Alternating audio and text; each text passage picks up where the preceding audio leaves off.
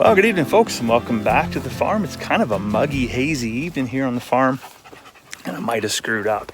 I stopped by Bloom Enterprises today, picked up another 1,500 pound bag of chicken feed. Pretty excited about that. Don't have the big tractor here. I've just got my old yellow Massey, but I don't know if it's got any gas in it. And I sent all the full jerry cans with Carmen on her camping trip yesterday, so I might have to run the truck all the way to town with an empty jerry can to get enough fuel to get that thing fired up, to get that bag offloaded and into the shop. And somewhere in between there, I think I'm going to do it right now. I've actually got to kick the pump on and pump out our water well, because yesterday we went through the process of shock chlorination. We added bleach concentrate to the well, and it's time to get it all pumped out. So I better get that done now. Check the tractor, see if we got any gas left in it. Maybe I'll be lucky, and if not, I'm running to town. So it looks like, despite my efforts, I am running to town with the jerry can. There's no not a lick of fuel in that tractor. It's just evaporated completely out of the tank, so that's fine. Anyways, I need to go to town anyways to get fuel for my pickup. So I mean, it's probably forcing my hand to make a good life choice, because fueling up in the morning very rarely is good to say, oh, I'll just get up 5 minutes earlier and fuel up in the morning. No, it's a terrible life choice. You need to do it the evening before, so you're prepared for the next morning in case something goes sideways. So it's actually a good thing. So in all honesty, this should give me, by the time I make it to town, get gas, come back, should give me 45 minutes for that chlorinated well to pump out down the yard. By the time I get back, I should be able to have a good sniff, make sure there's no bleachy smell, and get that shut in, flush the house and all the faucets, and then we'll get this bag of feed unloaded. I'm just hopeful, because it is very closely, like the air is just close and muggy and very humid, and there's not only a heat warning, but there's also a thunderstorm warning.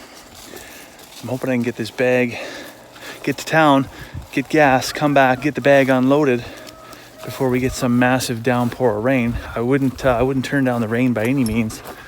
I just don't want it all over our chicken feed. Well, I got home with my jerry can of gas, got the old yellow tractor fired up here. Just gonna get the shop opened up and get that bag moved inside. The sky is looking decidedly daunting. So I think I got about maybe less than 10 minutes. And it's gonna be pouring rain on us here. I'm actually pretty appreciative of that, but I better hurry.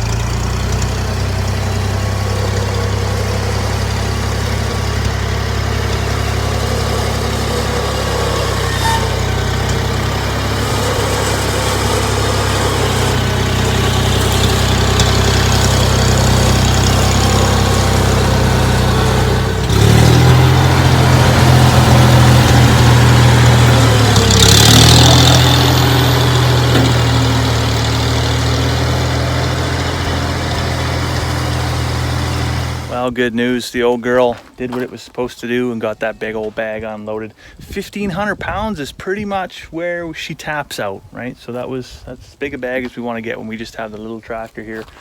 It looks like we got it done just in time. It's getting pretty greasy out west there, and I've seen the odd flash of lightning coming in. So I'm just gonna run into the shop here and we'll have a bit of an unboxing, or not unboxing, but unbagging maybe. You guys can see what we're actually getting. So as I mentioned before, Bloom Enterprises. So if you're in the Peace Country, North Peace, South Peace, wherever, or anywhere else, I mean, I think he supplies customers from long places away. Bloom Enterprises, where we get our grain feed. And so this is the chicken feed, and I asked him for something a little bit different this time. Peas are hard to come by. Peas are pretty much non-existent now. You can't get them locally here. So this has majority is, if it's wheat, it's 1,200 pounds of wheat, and then 75 pounds of oats, 150 pounds of canola, 75 pounds of barley, and then the 44 pounds of additives. I actually had him mix it in with molasses. So if you recall, what would it be, a month, 6 weeks ago, we were doing an experiment with molasses in our chicken feed, seeing if it did increase the actual layer capacity or layer efficiency for our laying hens. And there was a slight uptick, obviously, in their production, but it wasn't well balanced by the input of me actually having to add the molasses in and mix it and soak it and do all of this stuff every day, because it was more inputs. So I just said, well, I mean, you're already mixing and rolling, would you mind just chucking a pail in? And so he did. And so this is the grain mix here that we've got. As you can see, it just looks kind of golden brown, and he was a little bit concerned, I think, with the moisture content, but I mean, it looks pretty darn dry to me. So no great concern. I guess we'll keep an eye on it over the next few days and see if it heats up or anything like that. Anyways, looks like that storm's coming in really quickly. So I'm gonna wrap things up here, get our water shut off that we were draining the well with, and just head back in the house and get me some supper, maybe a cup of tea if I'm lucky. Hopefully the power doesn't go out tonight. So I'll let you go for now. I hope you have a fantastic evening, and we'll see you tomorrow.